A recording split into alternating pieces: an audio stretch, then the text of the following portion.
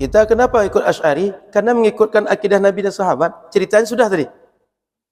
Bukan karena cenderung, bukan ngotot ke situ. Karena itu akidah sahabat dan Rasul. Sama, Nabi nggak berpesan ikut akidah Salafi. Nggak ada. Kenapa? Karena bagi Nabi itu ikut ma'ana alaihi wa ashabi. Ikut keyakinanku dan sahabat-sahabatku. Yang dihidupkan tadi, akidah Nabi dan sahabat. Kita coba tanya, yang Salafiyah siapa imamnya? Baik, sunnah Rasul menurut imam siapa? Kalau kita jelas, Imam Abu Hasan Al-Asy'ari. Siapa sahabatnya? Sahabatnya siapa? Ibnu Mas'ud, Ibnu Umar, itu dalam fatwa beda. Ibnu Abbas beda lagi dalam fatwa. Kemudian Zaid bin Sabit beda lagi. Sahabatnya mana yang ikut? Saya kan pernah jelaskan sini, Pak. Ikut pada ulama kan? Tinggal Bapak ulama mana, kami ulama mana. Sebab kan kita kembali pada Quran dan Sunnah. Ulama saja beda, apalagi kita. Ulama yang paham beda, apalagi kita yang nggak paham. Orang nggak paham kan ngikut yang paham kan? Cuma masalahnya, Bapak mengikut siapa, saya ngikut siapa. Gitu aja. Jadi ahlus sunnah sekarang, yang dimaksud ahlus sunnah sekarang nggak sama dengan ahlus sunnah yang dalam masalah akidah dulu. Orang sekarang coba Bapak boleh nanti diklarifikasi. Yang dimaksud mereka ngikut ahlus sunnah, yang mengikut sunnah. Maksudnya yang mengikut hadis-hadis Nabi berdasarkan pemahaman mereka. Itulah ahlus sunnah. Bukan ahlus sunnah seperti historis kenapa muncul istilah pertama ahlus sunnah wal jamaah tadi. Bapak boleh cek. Kata Nabi umat pecah 73. Satu masuk surga, ya kan? 73 ini dua, Pak. Ikut Nabi, tidak ikut Nabi. Siapa umat Nabi ini yang 73 ini? Dalamnya Pak, Kristen masuk nih Pak. Buddha masuk nih Pak. Karena orang sejak masa Nabi sampai kiamat itu umat Nabi semuanya. Ya kan? Tidak ada, bukan umat Nabi, nggak ada. Semuanya umat Nabi itu. Dari semua umat Nabi ini, pecah 73. Satu ikut Nabi. Siapa ikut Nabi ini? Yang bersyahadat. Asyhadu alla ilaha illallah wa asyhadu anna Muhammad Rasulullah. Ini yang tak bersyahadat. Inilah yang komunis, inilah yang Buddha, inilah yang Kristen, inilah Konghucu. Pokoknya semua luar Islam, inilah dia. Inilah 72 yang itu tuh. Yang satu tuh yang ini dia. Yang bersyahadat satu ini. Yang mana yang bersyahadat satu ini? Baru tadi ada Salafi dalamnya. Ada Asy'ari dalamnya. Ada Syiah dalamnya, ada Khawarij dalamnya, ada Mu'tazilah dalamnya, semuanya masuk nih Pak. Ketika sudah banyak ini, ada hadis yang lain. Ketika umat pecah banyak ini, kalian kata Nabi ikut yang mayoritas. Yang sawadul azam kata Nabi. Siapa sawadul azam sekarang? Bapak boleh uji, siapa yang mayoritas umat ini? Apakah Salafi atau Asy'ari? Bukti Pekanbaru paling mudah. Masjid di Pekanbaru ini yang Salafi cuma Abu Darda, Raudhatul Jannah, Umar bin Khattab, Imam Syafi'i, Imam Nawawi. Selain itu Asy'ari semuanya. Banyak atau sedikit Salafi? Saya tanya lagi masjid Pak, banyak atau sedikit? Pesantren yang Salafi berapa? Bapak bisa hitung. Selain itu Asy'ari.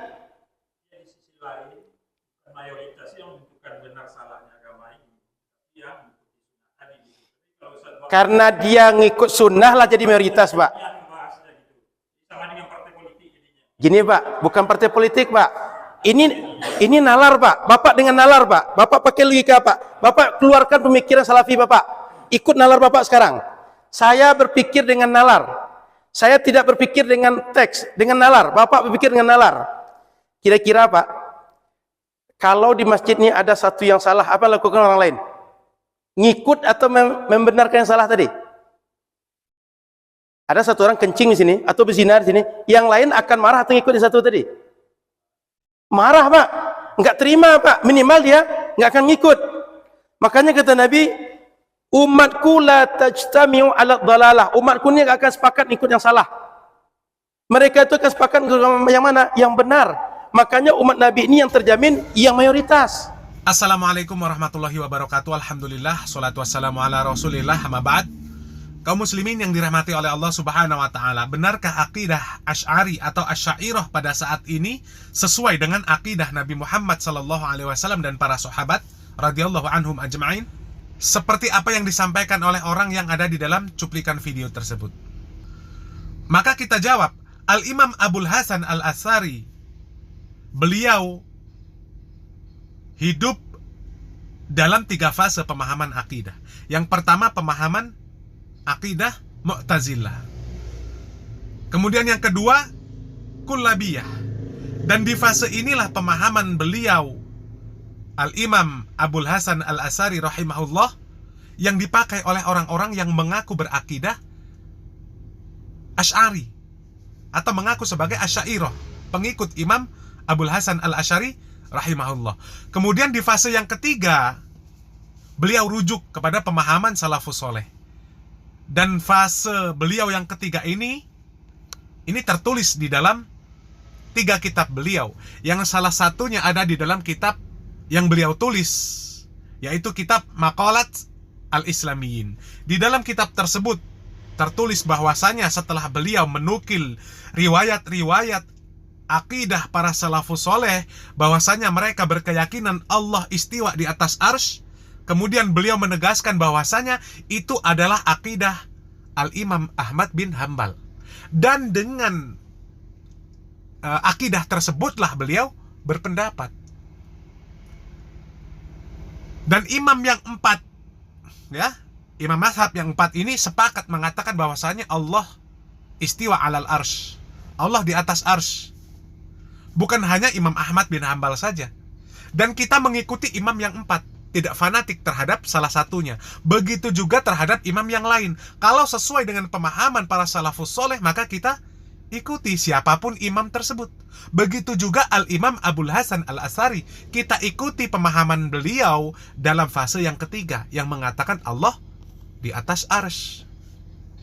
Akan tetapi yang dipakai oleh orang-orang yang mengklaim sebagai pengikut Al-Imam Abul Hasan Al-Asy'ari saat ini adalah akidah fase kedua Al-Imam Abul Hasan Al-Asy'ari rahimahullah, bahwa Allah tidak di mana-mana, tidak di atas, tidak di kiri, tidak di kanan, tidak di depan, tidak di belakang, dan lain sebagainya.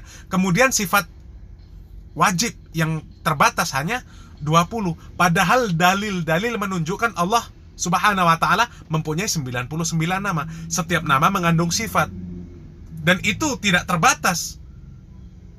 Sifat dan nama Allah itu tidak terbatas, dengan segala kemuliaan, kesempurnaan. Jadi kenapa dibatasi 20? Dan di mana akidah atau keyakinan tersebut telah beliau Al-Imam Abul Hasan Al-Asy'ari rahimahullah tinggalkan, karena tidak sesuai dengan akidah para salafus soleh. Begitu banyak akidah atau keyakinan-keyakinan para sahabat, kemudian para ulama, terutama imam yang 4, yang berbeda dengan Al-Imam Abul Hasan Al-Asy'ari di fase keduanya. Lalu dari mana dikatakan itu akidah Nabi dan para sahabat? Ya, Nabi dan para sahabat mengatakan Ar-Rahmanu 'alal arsy istawa. Banyak riwayat-riwayat yang menjelaskan bahwasanya Allah di atas arsy. Akan tetapi mereka yang mengaku Asy'ariyah menolak Allah di atas arsy, karena di dalam pemikiran mereka, kalau Allah di atas arsy maka Allah butuh arsy, Allah butuh tempat. Sedangkan yang butuh tempat berarti makhluk.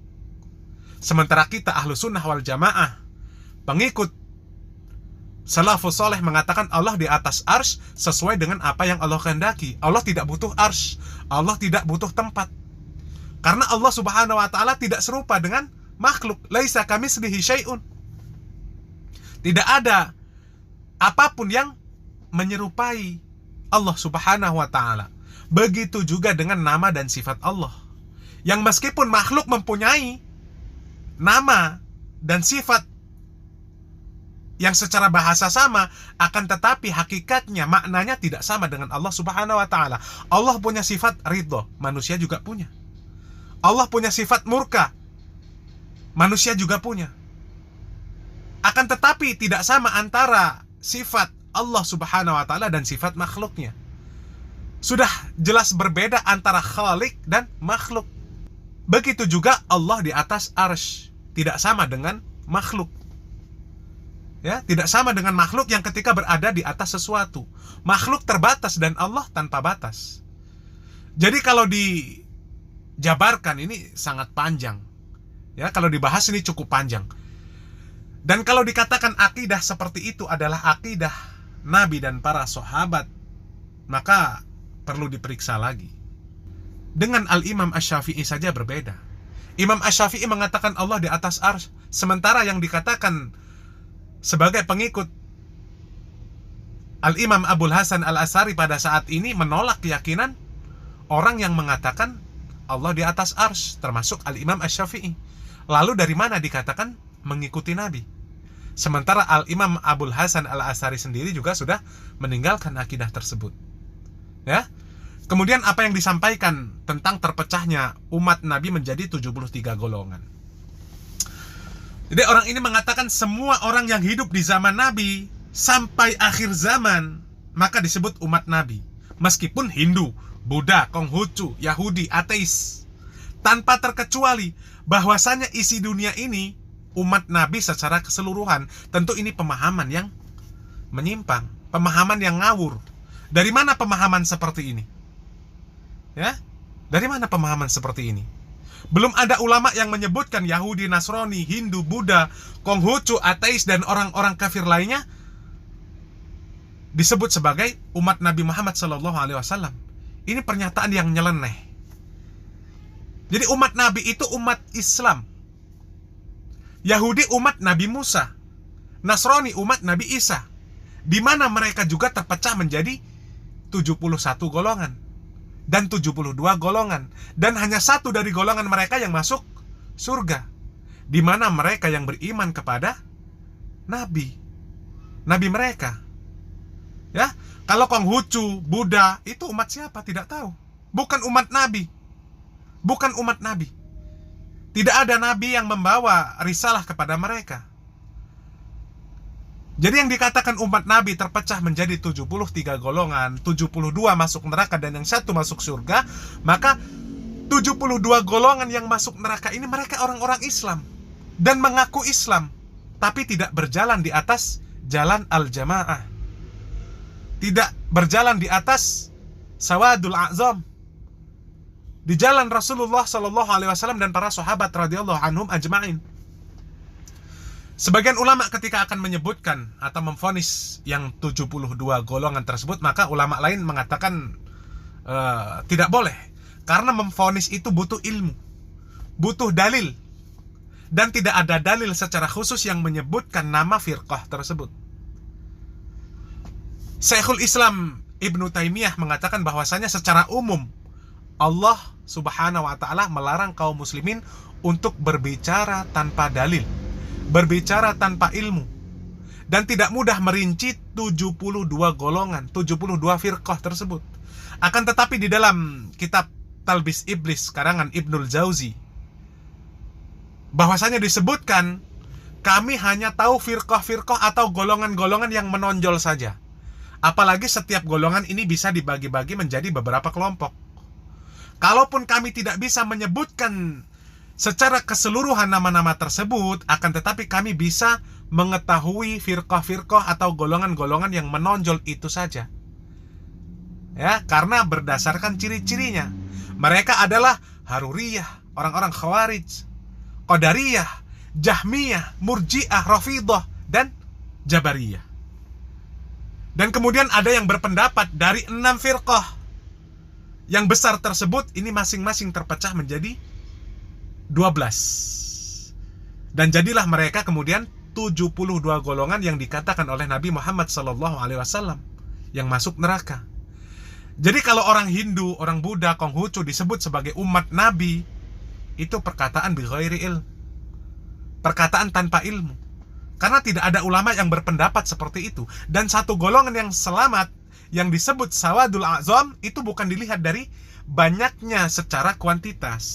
Kita lihat sajalah, kebanyakan kaum muslimin ini banyak yang mentaati syariat Islam atau tidak mentaati. Dan Allah Subhanahu wa taala mengatakan di dalam Al-Qur'an, "Wa in tuti aktsara man fil ardi yudilluka an sabilillah." Dan jika kamu menuruti kebanyakan orang-orang yang di muka bumi ini, mengikuti orang-orang kebanyakan yang ada di muka bumi ini, niscaya mereka akan menyesatkanmu dari jalan Allah. Dan banyak ayat-ayat dan hadis yang menjelaskan tentang salahnya ketika kita beragama hanya mengikuti mayoritas. Dan kalau hanya sebatas klaim, semua juga bisa mengatakan mayoritas Asy'ariyah. Akan tetapi harus berdasarkan data yang ilmiah. Dari mana klaim tersebut? Mayoritas masyarakat kita tidak akan tahu apa itu Asy'ariyah. Kalau tidak percaya silakan tes. Silakan tes. Jadi kalau hanya dilihat dari tahu atau tidaknya mereka sifat 20, kemudian ketika mengatakan tahu dikatakan mereka adalah pengikut Asy'ariyah, itu tidak ilmiah. Karena dari kecil mayoritas muslim tahu dan dijejali dengan sifat 20. Barulah ketika dewasa kemudian belajar dan berpikir. Ya. Kemudian apa itu al-jamaah atau sawadul a'zam? Al-Imam Asy-Syatibi mengatakan di dalam kitabnya Al-I'tisam, al-jamaah adalah bersatunya umat pada imam yang sesuai dengan kitabullah was sunnah. Dan jelas bahwa persatuan yang tidak sesuai sunnah tidak disebut al-jamaah yang disebut di dalam hadis-hadis. Ya, jamaah adalah orang yang mengikuti kebenaran yang dibawa oleh Rasulullah Shallallahu Alaihi Wasallam, kemudian diikuti oleh para sahabat, para ulama ahli ijtihad dan ahlul hadis, dan mereka itulah yang dinamakan as-sawadul a'zam, dan pengikut kebenaran. Sahabat Abdullah bin Mas'ud mengatakan tentang al-jamaah. Beliau mengatakan al-jama'atu ma wafaqal haq wa in kunta wahdak. Jadi al-jamaah adalah apa yang mencocoki kebenaran. Siapa yang mencocoki kebenaran, siapa yang sesuai dengan kebenaran, meskipun dia hanyalah seorang diri. Wallahu a'lam bishawab. Semoga bermanfaat apa yang kami sampaikan. Barakallahu fikum. Wassalamualaikum warahmatullahi wabarakatuh.